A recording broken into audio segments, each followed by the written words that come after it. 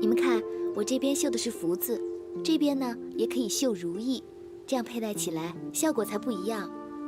哇，好漂亮啊！玉树姐姐，你手好巧啊！咱们宫女里面啊，就属你手最巧了。一看你呀，就是做娘娘的料。瞎说，我福薄命浅的，哪是做娘娘的料啊？你可不要妄自菲薄，咱们熹妃娘娘不也是星者库出来的吗？依我看，你比她还漂亮，跟皇上是最配的了。哎呀，你们啊，是越来越不像话了。看我不好好收拾你们！你要干什么？要说话呀！就是啊，本来就是嘛。还说你们，哎呀！皇上，奴婢该死，请皇上恕罪。下次小心点，别这么莽撞了。是。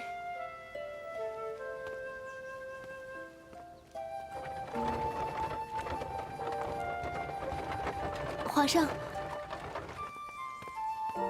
皇上，什么事？奴婢看皇上的荷包有点旧了，所以就亲手绣了一个，希望皇上不要嫌弃。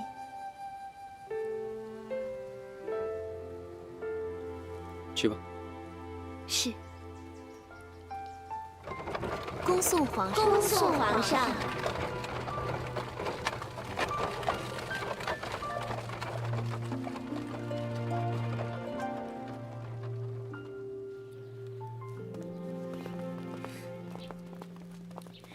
急匆匆的上哪儿去啊？参见千贵人。哟，怎么忽然间这么客气了？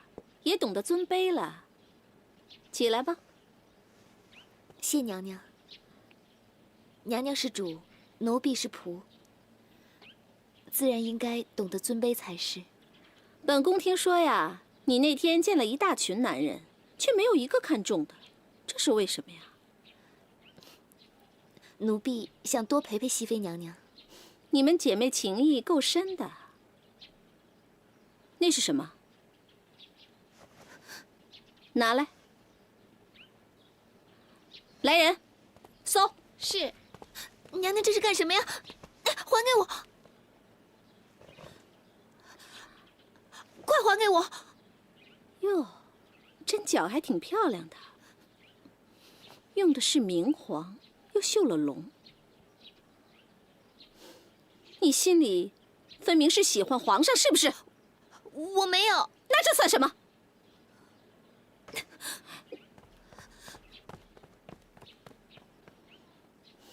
姐妹情深。这京城里怎么会忽然有瘟疫呢？老臣回皇上话，老臣已查明，如今疫病患者已达2、3千人。这瘟疫乃是灾区逃难的难民传过来的。想到解决的方法没有？臣已派城中各家大夫前往探视诊治，并将城东划分为疫区，严加管理。除朝廷所派官差之外，其余人等一概不许入内。2、3千人，这可不是小数目。如果说把他们隔离起来不闻不问的话，他们不仅会丧失信心，而且他们的家人会担心他们。皇上可以派人去探访他们。这种表面功夫没用的，除非是朕亲自去。皇上，这万万不可啊！此事关乎我大清的江山社稷。皇上近来龙体欠安，腿上还有伤，万一给传染上了，这后果不堪设想啊！可京城里现在这样，朕岂能安心呢？启禀皇上，可以找一个人替皇上去，这倒是个好办法。不过，派谁去比较合适呢？在家赋闲的果亲王，可担此任。哦，皇上请想，果亲王长期赋闲在家，从来不问朝事。如果他去探访灾民，一来可以显示皇恩浩荡，二来可以不让那些手握兵权的人把此举当作拉拢民心的方法。所以臣以为，果亲王是最佳人选。朕看也只能如此了。奉天承运，皇帝诏曰：京城发生瘟疫，朕心十分焦虑。然圣体贵恙，不能成行。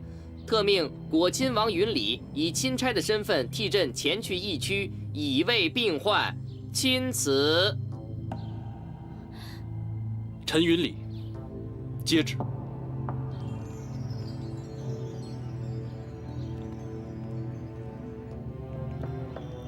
王爷，那奴才就先告辞了。元首，宋公公。公公这边请。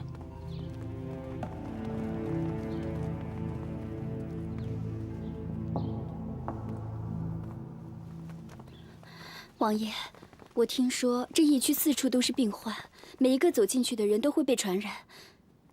咱们能不能去求皇上不要去了？皇上刚刚大病初愈，身边又没有可靠的人，难道皇上还敢相信我，让我替国家做事？我又怎么能推脱呢？可是，放心吧，我会照顾好我自己的。我一定会平安的回来，跟你们母女团聚。好，我等你回来，你一定要小心。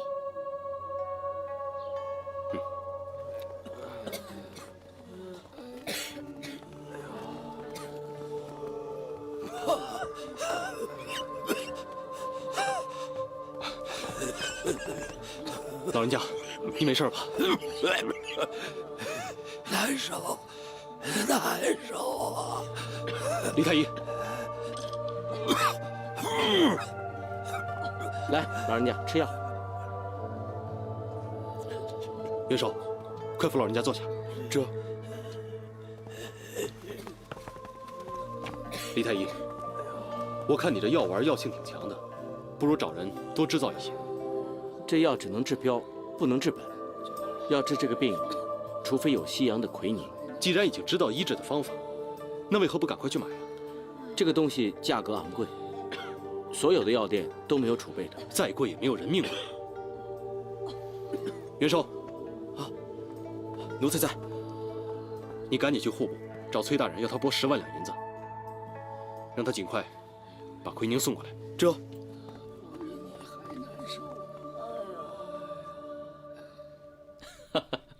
我真没想到，以前我们两个一起共事，而如今呢，共同升迁，我们是不是太有缘了？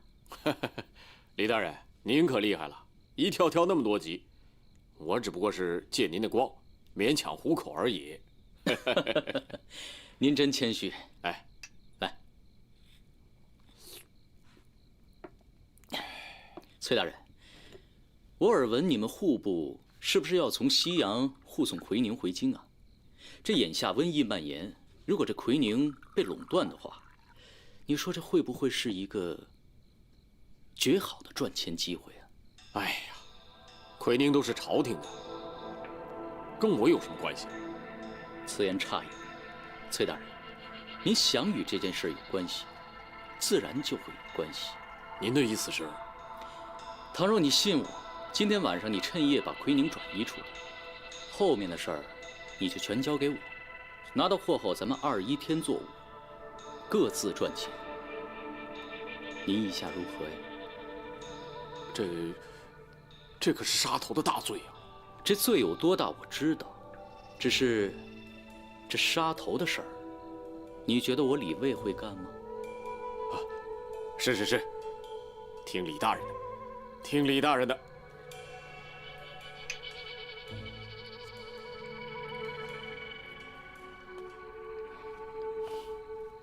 哟，有什么好事儿啊？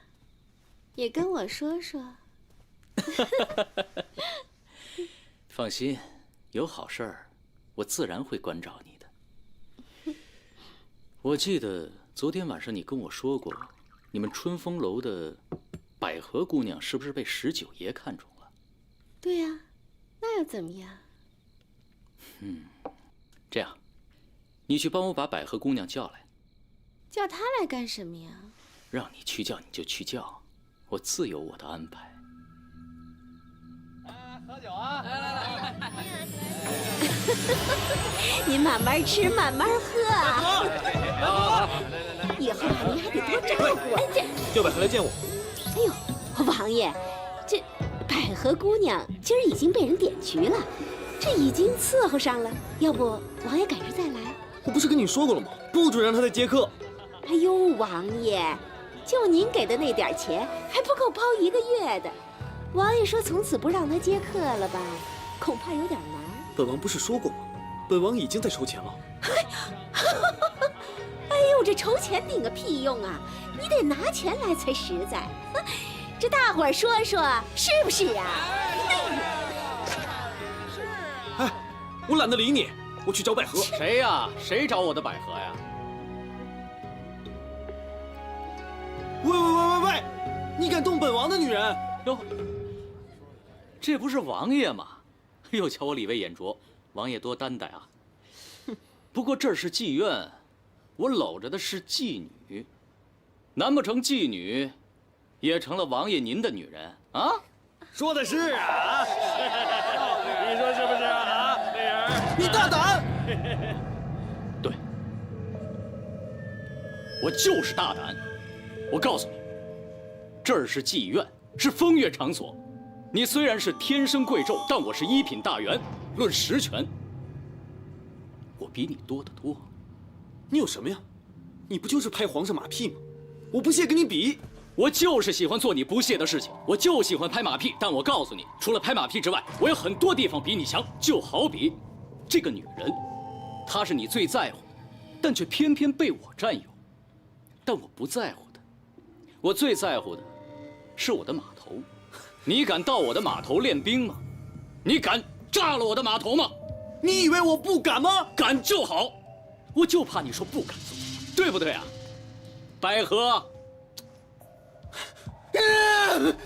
你等着，我等着。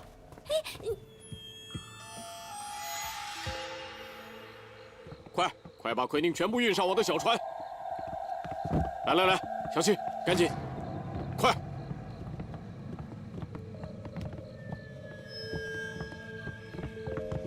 把空箱子换过来，快！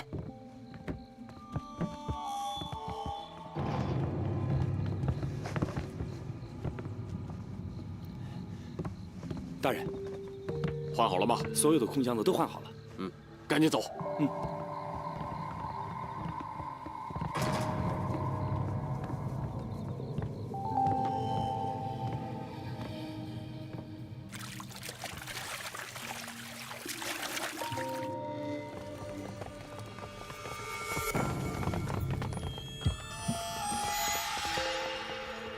好啊，你个死李卫，你不是最喜欢这个码头吗？你不是见了他很久吗？我倒要让你看看，到底是本王厉害，还是你厉害。让你们准备的火药都准备好了吗？回王爷，一切都准备好了。炸！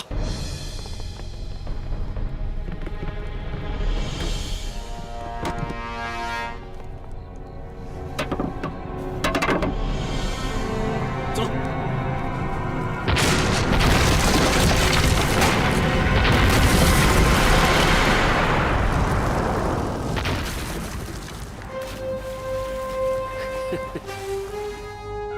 老十九，你知道多少病人等着用药吗？你居然一气之下把他给炸了！你知道这是多少条人命啊！皇上恕罪啊！别的罪朕都可以原谅，唯有这件事关系到百姓的生存。来人呐，按律处置！皇上，臣弟不想死，不想死！皇上饶命！皇上饶命啊！皇上，老十九虽然冲动，但也是因为有人挑拨，光惩罚他一个人，这不公平。皇上，此事微臣也确实有错，还请皇上饶了19王爷吧。你以为朕想他死？朕也不想。可这奎宁没了，疫情就会越来越严重，朕怎么向老百姓交代？你说。皇上，臣弟负责把所有的奎宁都赔上。那么多钱你怎么赔？再说了，从西洋把药运过来需要多长时间？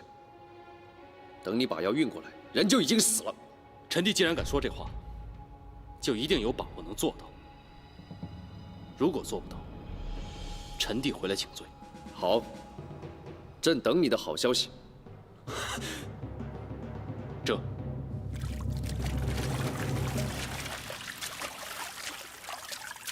十七哥，这船都炸了，还能捞到什么呀？奎宁容易变坏，所以每次运回来的时候，都会包上一层又一层的油脂，然后再封进木箱里。倘若被炸掉了，沉入水中，理应有一些油脂是没有散开的。咱们可以先打捞上来顶一阵子，新的奎宁马上就到了。原来如此，这次多亏了17哥，不然我就没命了。你以后做事别这么冲动，我能救得了你一次，救不了你一辈子，懂吗？我明白了，我以后再也不敢了。王爷，捞到一个！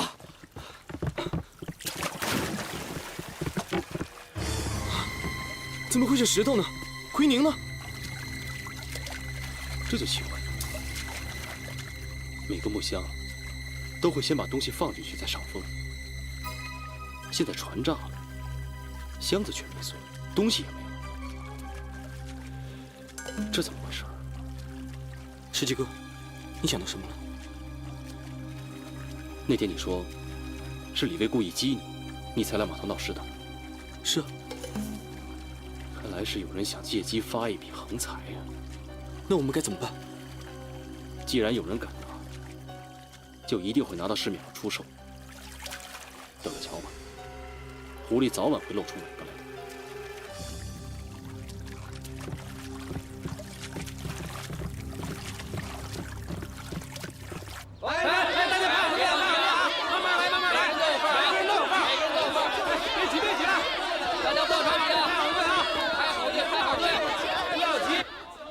王爷，你看，就是这一家，从昨天早上起就说有奎宁卖，听说价格还非常高，可是依然有不少百姓过来光顾他们。这家店有什么背景？回王爷的话，这家店没什么背景，就是忽然冒出来的小店。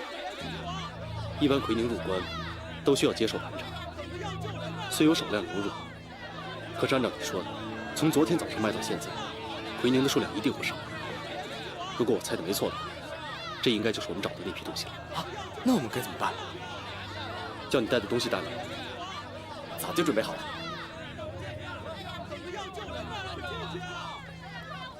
走，这。哎呀，都别急了，别急了，排好队，每个人都让一下，哎，好不好啊？哎呀，经过，让一下，听见没有？让，别急了啊，让一下啊！兄弟，别急啊！您的别急了。哎，客官，您买奎宁吗？我要见你们老板。这，我们老板可不是随便见人的。你们做生意，不就是为了赚钱吗？我有钱，也不做我的生意吗？有生意当然要做，不知道是什么生意？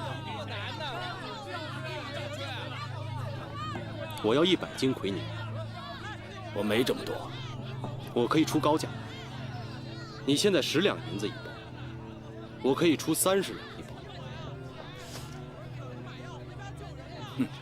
这倒可以考虑一下。我要先看货，后付钱。好，爽快人，随我来。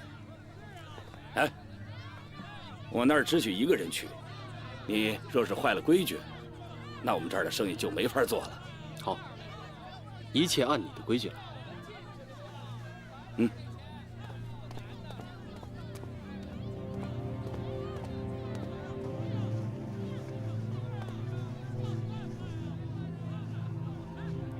来吧。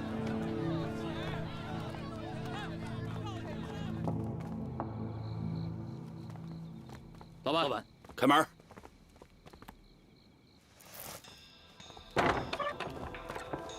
老板，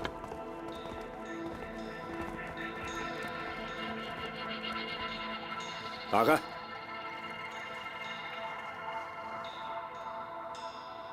看看吧，我的这些货怎么样？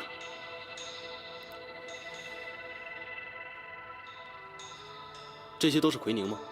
你不信呢？去，打开。哼。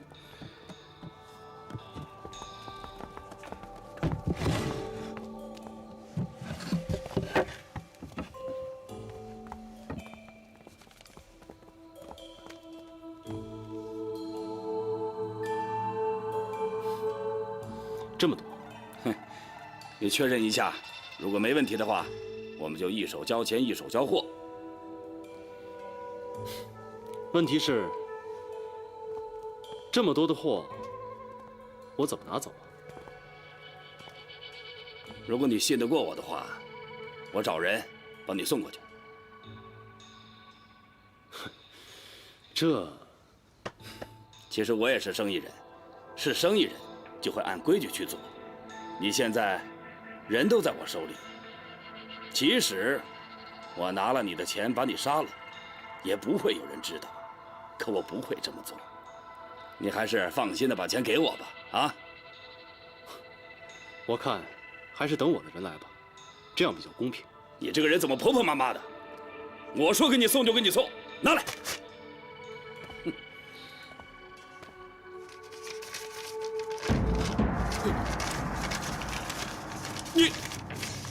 你这钱都是假的！来人，把他抓起来！王爷，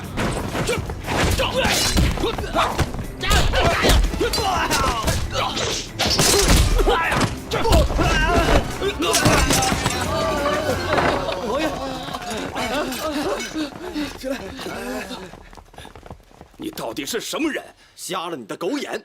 这位是当今圣上的17弟果亲王爷。明明蒙着他的眼睛，你们怎么找到这里来的？你虽然蒙了王爷的眼睛，可是你忽略了这个。带走。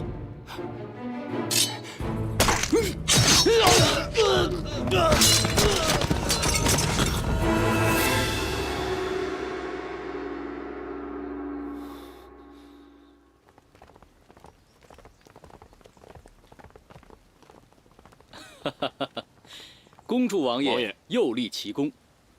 只可惜罪魁祸首还没有找到。这人都死了，还有什么罪魁祸首啊？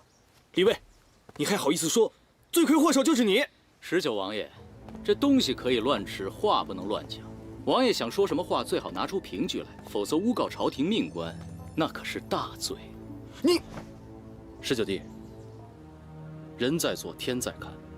有些人就算骗得了全天下，但是骗不了自己的良心，早晚会自食恶果。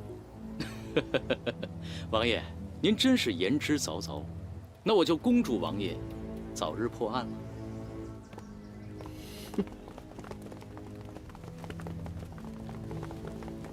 李大人，这次可真是偷鸡不成蚀把米啊！咱们走着瞧，谁让我一天不痛快，我就让他一辈子都不痛快。但是他是王爷，那又怎么样？王爷也是人，是人总会犯错。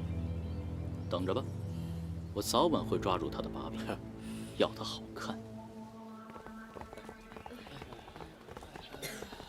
袁绍，王爷，怎么样？好多了，病情都得到控制了吗？有了奎宁，很多人都已经没事了。相信照这样下去，义区的病情很快就会得到控制。只是什么？回王爷的话，义区里面的空气不太好，很多病人刚刚恢复健康又重新患病，周而复始，比较麻烦。那为什么不把恢复健康的病人转移出去呢？这万万使不得。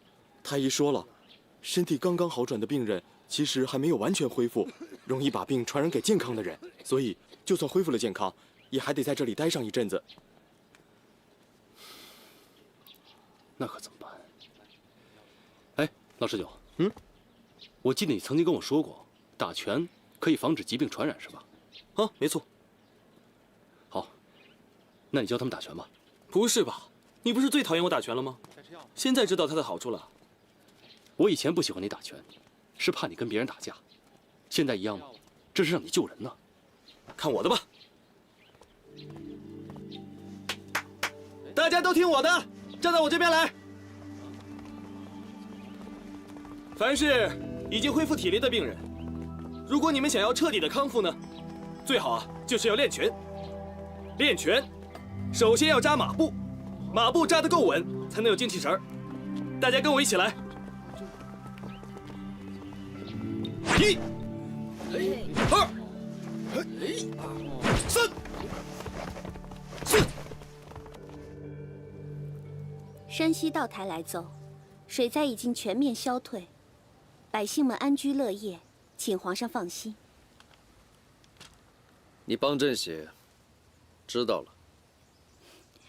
皇上，您的伤都已经好的差不多了，为什么还要臣妾代笔啊？朕喜欢看你写字，有你在身边，真好。皇上，启禀皇上，李卫李大人求见。宣。这。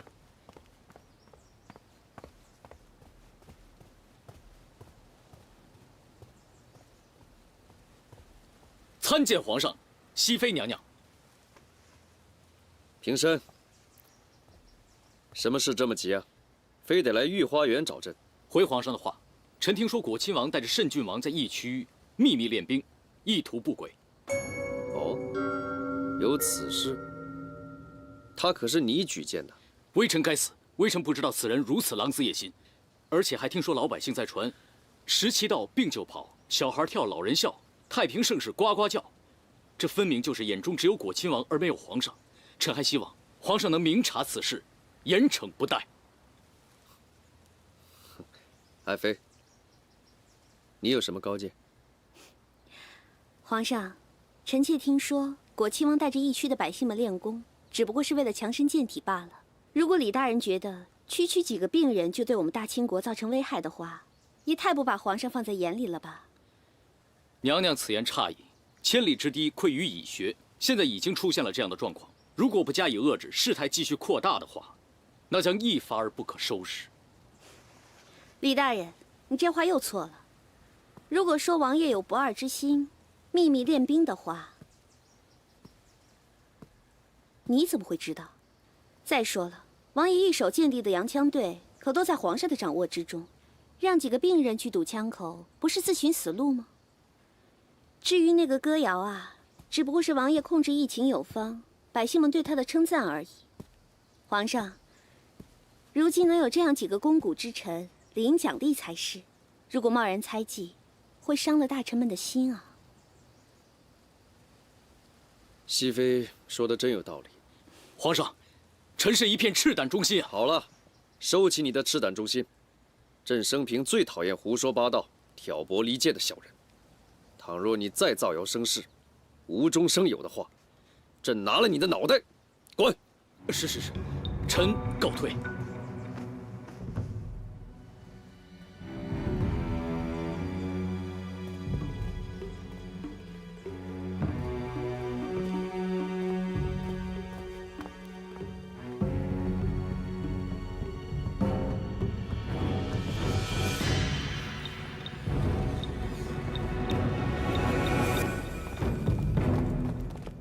苏公公，娘娘不喜欢这份礼。娘娘说，大家相识多年，也算有些交情。倘若是对国家有利的事儿，无论什么都自然相帮。至于其他的，就爱莫能助了。这些首饰都是上品，想必花了不少银子吧？倘若来自大人的俸禄，让他穿金戴银，让大人啃馒头，这实在是过意不去。倘若来路不正，那就更不能收了，还请大人拿回去吧。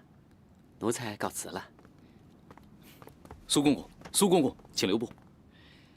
这自古送出去的礼，就没有再拿回来的道理。既然娘娘不肯赏脸，那还请苏公公赏脸，收了这份礼。这娘娘都不敢收的礼，奴才哪儿敢收啊？李大人，这官道分两条，一正一邪。倘若大人走的是正道呢？什么都不用舍，谁也拿不住你。奴才言尽于此，告辞。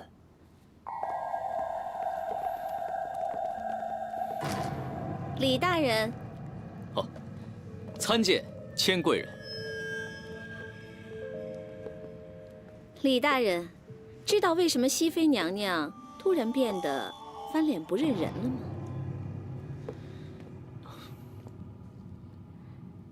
因为你在对付果亲王，而他跟果亲王有一腿。娘娘，此话可不好乱说。哼，这话本宫就跟李大人一个人说了，你不说，别人怎么会知道？除非你大肆宣扬。娘娘，臣不敢。你敢也好，不敢也好，反正本宫是把话给你撂下了。该怎么做，你自己掂量吧。走吧，回宫。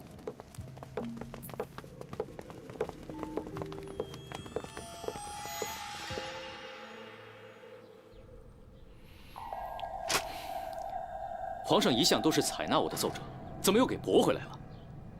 不知道，反正最近上什么折子都会被驳回。这到底是为什么呀？谁知道？我都怀疑最近皇上的奏折不是他自己批的。哦。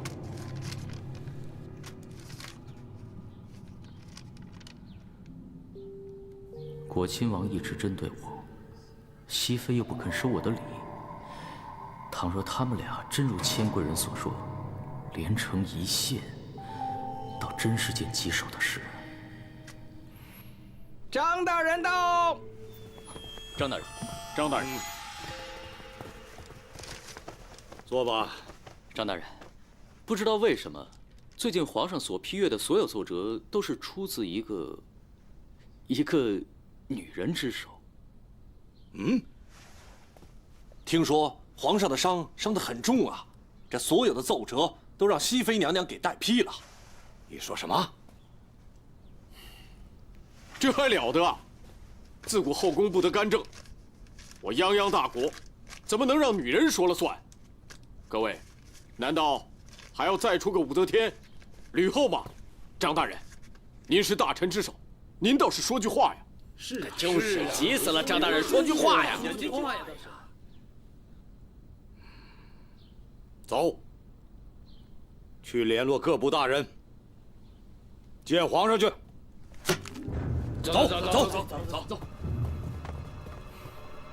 走，去看场好戏。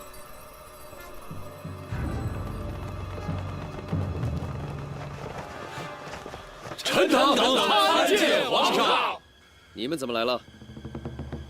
回皇上话，臣等细阅皇上所批奏折，不料发觉皇上近来御批的所有奏折，竟出自一个女人的手笔，臣等大惑不解，特为此事来请教皇上。朕腿不好，影响了休息，所以让熹妃娘娘给朕带了几次笔，有问题吗？这万万不可呀，皇上！自古女子不得干政，不用臣多说，皇上也知道，女子批阅奏折必会给朝廷带来大祸，所以臣等请皇上按大清律，立即降罪熹妃娘娘，以儆效尤。朕要说的是，熹妃并没有干政，她只不过是帮朕写了几个字而已。请皇上降罪熹妃娘娘。你们，朕跟你们说不通。熹妃，咱们走。皇上被熹妃娘娘所迷惑，不听臣等诛言，臣等只有跪死在这里了。皇上，普天之下莫非王土，率土之滨莫非王臣。如今皇上为了个女子而乱了朝纲和规矩，要臣等情何以堪啊！皇上，臣等不才，愿望天下之大不韪，诛杀此女，替皇上记仇。皇上，放肆！来人，带走！皇上，皇上要为社稷着想啊！皇上，奸妃，奸妃！皇上，这些大臣们都是为了皇上好，请皇上不要因为臣妾而伤了君臣的和气啊！熹妃，来，请起。你们都给朕听好了，朕自登基以来，四海升平，国泰民安，从来就没出过什么大的差错。如果说因为熹妃娘娘给朕带了几次笔，你们就要以死相见，做忠臣的话，那朕告诉你们，那是愚忠。今日之事，朕就既往不咎。如果还有下次的话，定斩不饶。散了。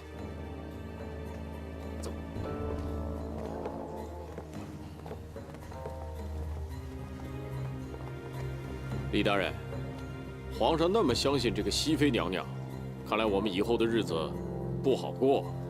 这以后的日子怎么过，不是看别人，是看我们自己。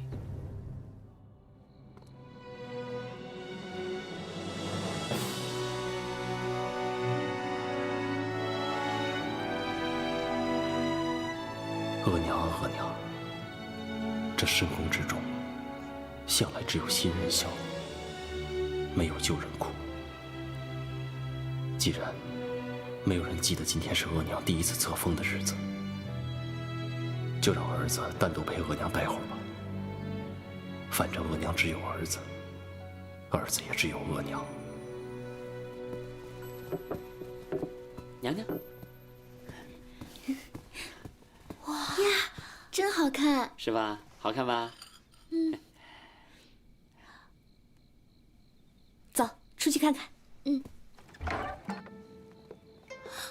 哇，好漂亮啊！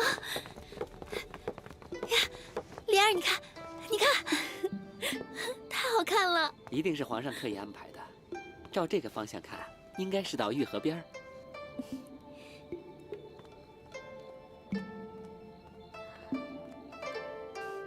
你们都散去吧，不用管我了。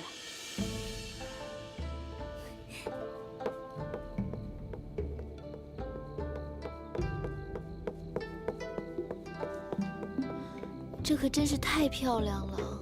哎呀，皇上对莲儿可真好。哎，玉树姑娘，奴才都劝您好几回了，不能直呼娘娘的名字。娘娘已经被册封了，这要是被外人听见，该说我们储秀宫里没规矩了。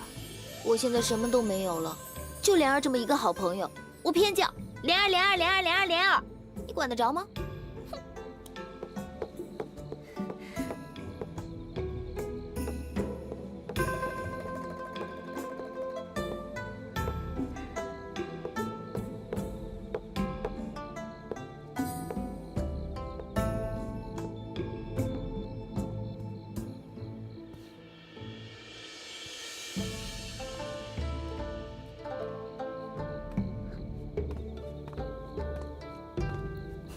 不声不响地出现在我背后，以为我不知道吗？这次可不能让皇上暴怒。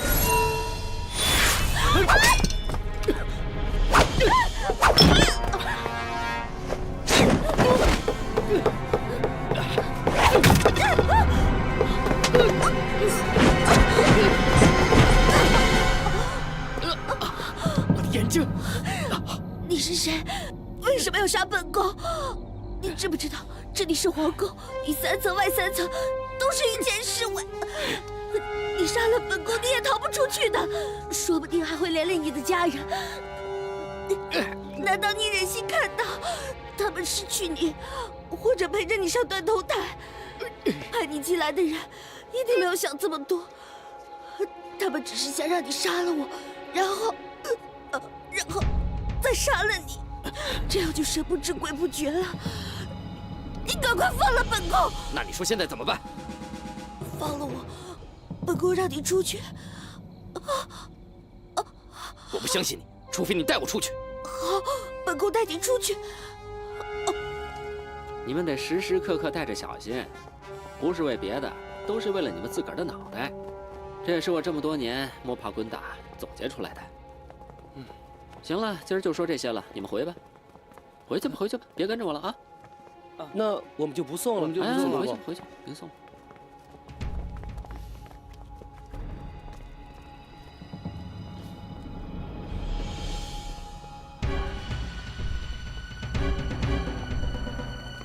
哎，这大半夜的，熹妃娘娘要去哪儿啊？奴才苏培盛参见熹妃娘娘。别留后面，让他走。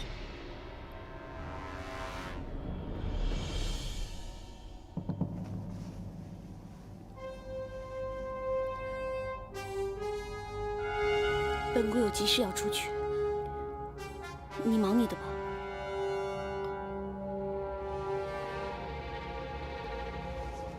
这。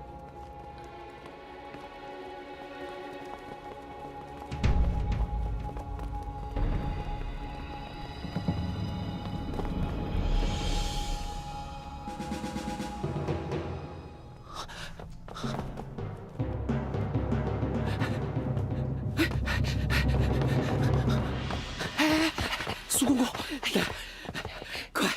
快替我通报皇上，出大事了，再晚就来不及了。皇上在里边商议国事呢，吩咐了不让打扰，否则要掉脑袋的。这怎么办？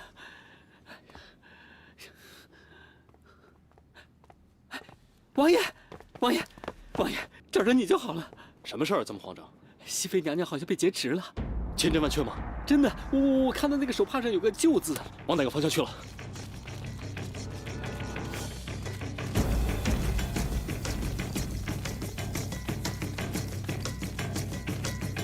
叫他们停！停！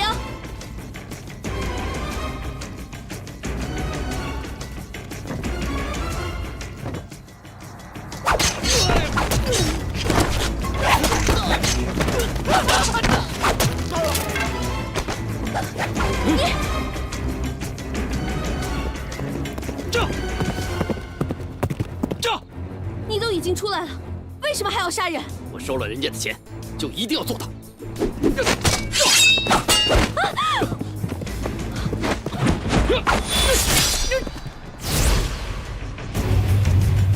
王爷！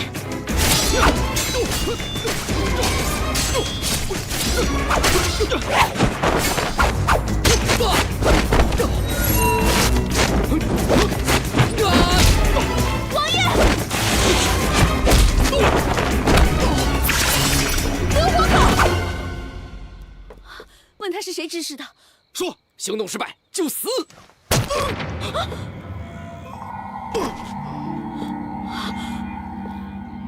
为什么？为什么？到底是谁要杀我？谁要杀我？太可怕了！太可怕了！